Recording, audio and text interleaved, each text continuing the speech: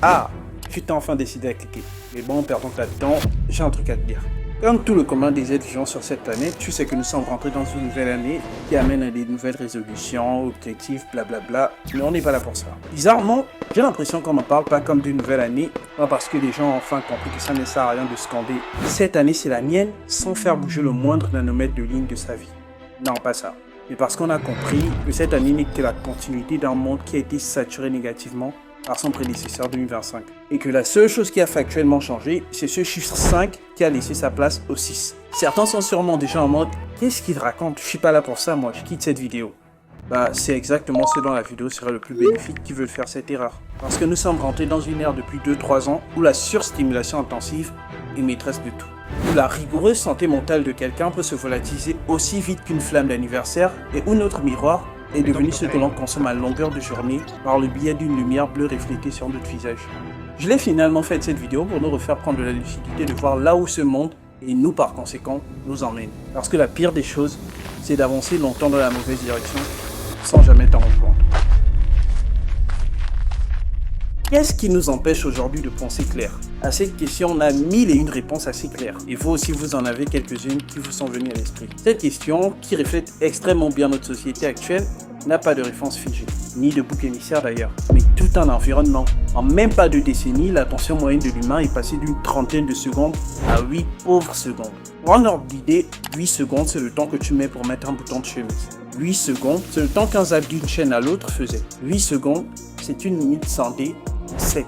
Et bien sûr, cette attention ultra dissipée a forcément des causes, mais rejeter entièrement la faute sur les réseaux sociaux serait de mauvaise foi et un peu trop facile. On n'est pas là pour ça. Mais le fait est que l'on n'a quasiment aucun silence dans nos journées. Il y a toujours un bip de notification, l'audio de l'énième short regardé et même une télévision allumée en guise de fond sonore. Pour l'être humain qui a besoin de temps à autre d'une restructuration de ses pensées, c'est extrêmement problématique. La lueur bleue berce non seulement notre cerveau, mais aussi notre esprit. Être habitué à recevoir des chutes de dopamine à une limite infinie, et si vous vous posez sincèrement la question, forcément néfaste. Prenons un cas un peu plus concret et vous verrez que c'est intimement identique. Je suis une personne dont dès qui a reçu une invitation d'un ami à prendre part à sa fête d'anniversaire. Tout se passe bien et d'un coup, on me présente quelque chose auquel je n'ai jamais été confronté auparavant. Prenons l'alcool, tiens. On me vante ses mérites et me dit que c'est un biais social. En gros, tout le monde le prend ou l'a déjà pris parce que c'est la norme. Je succombe à la pression et je tente le coup. D'un trait, la dite substance vient me percuter le système nerveux par le biais de ma gorge et c'est parti pour une longue et lourde descente vers l'addiction. Pour les plus attentifs, vous aurez compris que le parallèle se fait directement avec le plus grand bouleversement qu'Internet a subi ces 10 dernières années, TikTok. L'appli arrivée en inconnu a su très vite se populariser auprès d'un public jeune. Elle a remodélé la notion que l'on avait de l'attention. Des swipes à longueur de journée ont fait qu'en à peine 2 ans, elle ait su atteindre les 2 milliards d'utilisateurs. Parce qu'elle a trouvé une faille psychologique qui a la capacité de toucher n'importe quel humain. Le sujet a été amplement développé dans cette vidéo, pour les plus curieux, elle est juste là. Mais en gros, lorsqu'une récompense aléatoire est reçue d'une manière imprévisible, elle amène un comportement addictif. L'ensemble du phénomène a été nommé le TikTok Brain. Allez, je vous laisse un peu digérer ces informations, voilà, et on repart. En 2025, on a aussi vu l'explosion d'un divertissement alternatif, qui touche en majorité les moins de 13 ans, le brain rot.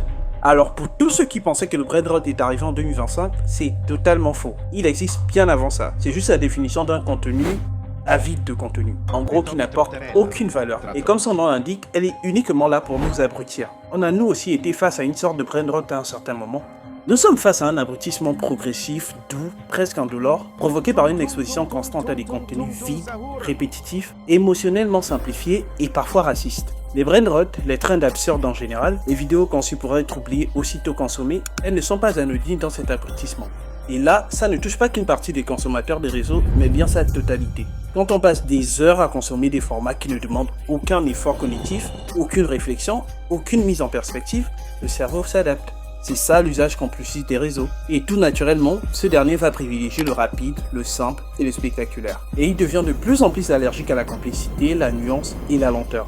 Lire devient un exercice fatigant, écouter devient pénible, avoir des réflexions devient presque inconfortable. Et vous l'aurez compris, hop, revenez à moi. Vous l'aurez donc compris, ce n'est en aucun cas l'usage des réseaux le problème, mais la façon dont cet usage est interprété par chacun d'entre nous. Ce qui est le plus dangereux aujourd'hui, c'est cette comparaison permanente devenu presque automatique que s'infligent les centaines de millions de personnes à travers la planète. On ne cherche plus vraiment à admirer quelqu'un ou à le prendre en modèle pour parvenir à être une meilleure version de soi, mais à se comparer bêtement à la première personne aperçue dans son feed. À chaque scroll, chaque story ou statut, une nouvelle référence s'impose à nous sans qu'on l'ait forcément demandé. Des corps bodybuildés qui font rêver l'ado boutonné aux même pas 5 kg de muscles. Des formes XXL poussant la jolie fille introvertie à entamer des recherches sur ce qu'est la chirurgie esthétique. Des réussites méritées ou démesurées, des corps parfaits, des lifestyles à 7 chiffres, tout ça accessible par le biais de la lumière bleue. Et forcément, une grande partie de ces contenus profitant de la naïveté des spectateurs peuvent manipuler à leur guise le ressenti de leurs téléspectateurs. Parce que l'impact émotionnel, lui, il est bien réel. Ces images finissent par créer une norme irréaliste à laquelle on mesure notre propre existence, en passant outre tous les différents facteurs qui font par exemple qu'un enfant américain ait statistiquement plus de chances qu'un enfant pakistanais de réussir. On ne se demande plus « est-ce que je vais bien ?» mais « comment vais-je faire pour avoir ça ?» La comparaison ne nous pousse pas nécessairement à faire mieux, elle pousse souvent à se sentir en retard dans une course que l'on pratique normalement tout seul. Chacun avance avec l'impression d'être le seul à ne pas comprendre, le seul à douter ou le seul à ne pas être au bon endroit. Alors qu'en réalité, cette insécurité est partagée par une immense majorité, voire la totalité. Mais comme personne ne montre ses zones floues, ses inquiétudes, ses incohérences, on finit par croire que le problème vient uniquement de soi. Cette comparaison permanente grignote petit à petit la confiance, mais surtout, elle détourne l'attention de l'essentiel. Se comprendre soi-même. À force de se mesurer aux autres, on oublie de se demander dans quelle direction on est censé aller. Et bien sûr, à force d'être exposé à trop de stimuli, trop d'opinions, trop de perfection extérieure, l'esprit finit par perdre sa capacité à produire ses propres conclusions. On ne pense plus, on réagit. On ne choisit même plus, on suit des impulsions parfaitement hasardeuses. Et le plus troublant là-dedans, c'est que tout cela peut se produire sans aucune sensation de danger immédiat. En gros, on peut avoir ce désintérêt du jour au lendemain parce que quelque chose s'est érodé lentement. La clarté. Ce brouillard mental n'arrive pas brutalement, il s'installe progressivement, presque de manière confortable. Alors c'est assez complexe, mais je suis certain que vous m'avez plus ou moins compris. N'hésitez pas à retourner en arrière si une notion ou un terme vous a échappé, mais je vous demande sincèrement de comprendre du mieux que vous pouvez les propos que je viens d'étaler. C'est extrêmement important de ne pas repartir de là sans avoir capté l'intégralité de ma pensée. C'est peut-être là que tout converge. Cette impression partagée par des millions de personnes d'avancer sans réellement savoir vers quoi. Une direction floue entretenue par un monde qui valorise le mouvement constant dans l'absurdité et la bêtise plutôt que la cohérence. On nous pousse à faire, à tester, à produire, à réagir, mais rarement à nous arrêter pour nous demander si ce mouvement a vraiment sens. La direction devient secondaire face à la pression exercée par cette société. Et quand on avance certes vite, mais dans une mauvaise direction, on a souvent l'illusion de progresser. C'est là que la checklist mentale, terme que vous avez peut-être vu dans le titre, entre en jeu. Alors pas comme une liste d'objectifs ou comme un plan de réussite, mais comme une sorte d'outil de lucidité. Les 4 questions que j'aimerais que l'on se pose sont: est-ce que je nourris ou anesthésie mon esprit? Est-ce que le rythme que j'ai est choisi ou subi? Est-ce que mes décisions sont alignées avec ce que je veux vraiment ou avec ce que je pense devoir vouloir? Et enfin, est-ce que je prends encore le temps de penser? Notez-les ou faites-en une photo, mais gardez ces questions quelque part. Entrez dans 2026 ou dans n'importe quelle année d'ailleurs, sans cette lucidité, ce n'est pas dramatique. C'est simplement risqué. Parce que vous l'avez constaté, mais ce monde n'ira plus jamais lentement. Les stimulations ne diminueront pas, la pression sociale ne disparaîtra pas et leurs conséquences non plus. La seule variable réelle, c'est la clarté avec laquelle on avancera à l'intérieur de tout ça. Et parfois, reprendre une direction claire commence simplement par accepter de s'arrêter un instant pour regarder où l'on met réellement les pieds. Voici la vérité. Personne ne viendra te préparer pour une nouvelle année. Ni l'école, ni les réseaux, ni la société. Mais en aucun cas tu as besoin d'être prêt, tu as juste besoin d'être lucide. Cette vidéo peut devenir ton précurseur. Reviens la voir plus tard, dans quelques mois ou chaque début d'année peut-être. La vraie question n'est pas est-ce que 2026 sera une bonne année, mais est-ce que je vais y entrer en conscience ou en pilote automatique?